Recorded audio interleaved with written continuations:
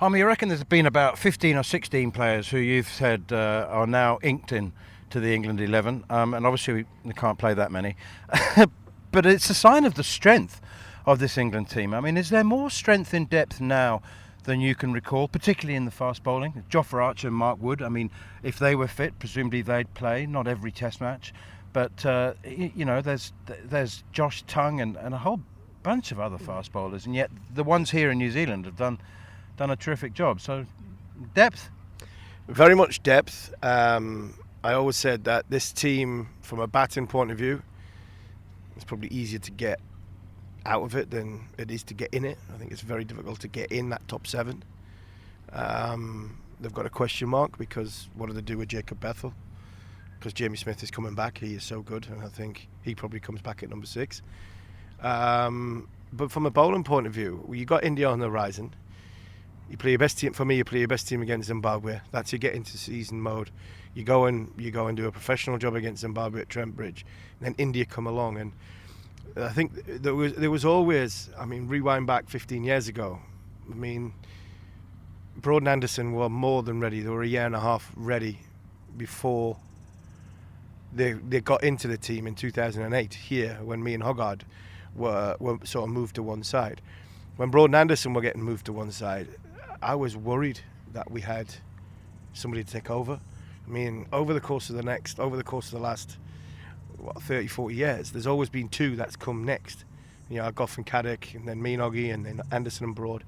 And I didn't see the next. Now there's loads. And I'm really encouraged by that. I think that tells you what it's like to play in this environment. The identification process of Rob Key, Luke Wright, McCullum and Stokes. The hard work done behind the scenes that nobody sees from the likes of Neil Colleen, and I think Glenn Chappell's working with the bowlers in with the Lions. So I think from that, I think they're getting exposed, but England are identifying skill sets and they're not identifying numbers, which I quite like as well, because I mean I was averaging 30 in first class cricket before Duncan Fletcher picked me. I mean, you know, you look at the skill sets for what is required in first class cricket. It's not the same in Test cricket.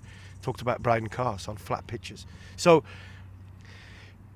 coming to that, you get to the first Test match against India.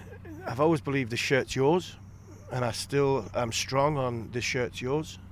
There's 2 that stand out where you go, the shirt's yours, but it's Mark Wood. The shirt's yours, but it's Jofra Archer. I mean, 2 very, very talented bowlers, 2 bowlers that give a different skill set of genuine, real pace. So I think you possibly have to find a place for them.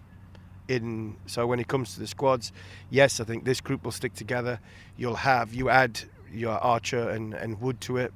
I think when we come to India, the first game of the season, I mean, you probably are looking at rotating Archer and Wood in, and I still think, and as much as he's done very, very well, you know, you're looking at, is he replacing Atkinson?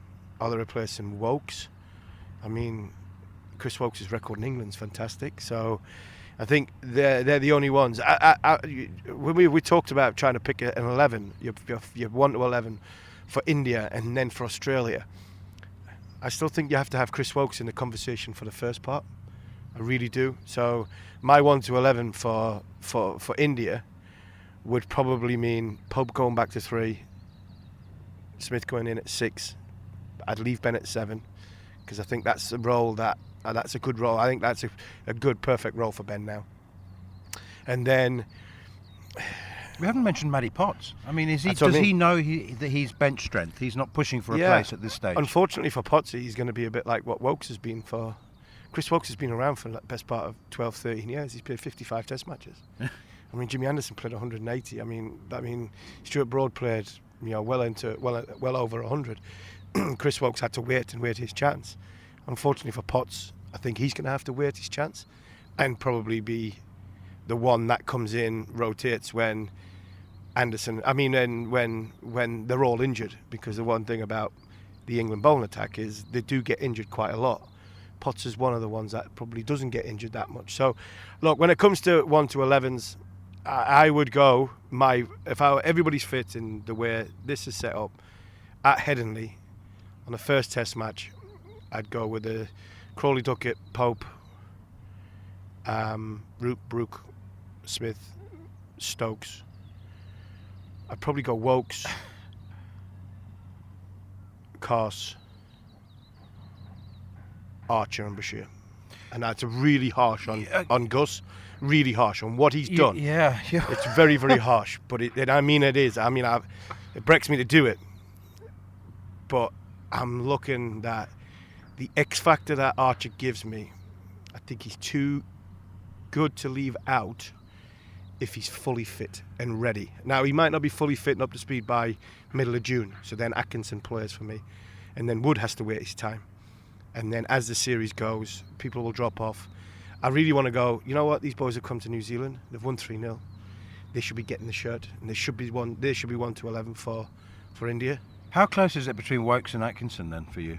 I mean, you've gone Wokes there for the first test against India. I just think Wokes' experience in England and the way he bowls in England, I think. Well, Atkinson bowls pretty well. He does, yeah.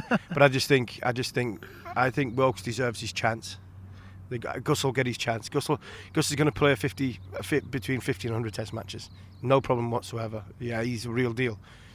But I'm just looking at Archer, and if I've got him fit and if I've got him available, and he's ready to go for that first Test match, I think it's a sign of intent for what's coming for the next 10.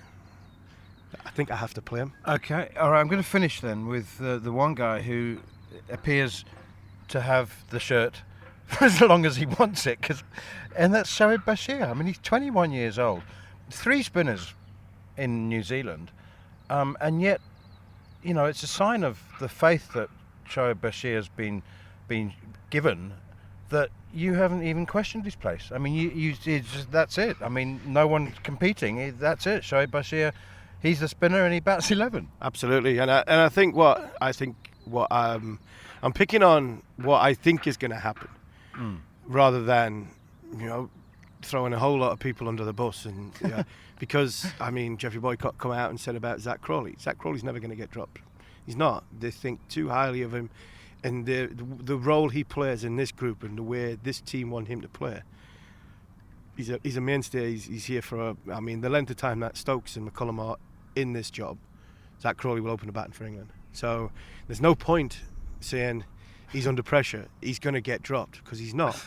What he has to do is he has to, he goes in sort of peaks and troughs, and he needs to come good at the right time. So if he hasn't had a good 3 Test matches here, we're in the middle of the Test series here. We go to Hamilton, he scores runs, great, fantastic, that's what you want. But if he doesn't, then he's under a little bit more pressure from within himself to go and score runs against India in the summer. And hopefully he thrives on that pressure, and he goes away, works hard, comes back, and we'll get him just at the right time, because I still think Zach will be an asset in Australia. I think on them pitches, the way the ball bounces and the way he plays his strokes, I actually think he'll be I think Australia will be a good place for Zach Crawley to go and bat. A lot can happen and will happen between now and June, but there you go. Harmy's thoughts about the first Test against India. On AM, on DAB, via the talkSPORT app and on your smart speaker. talkSPORT.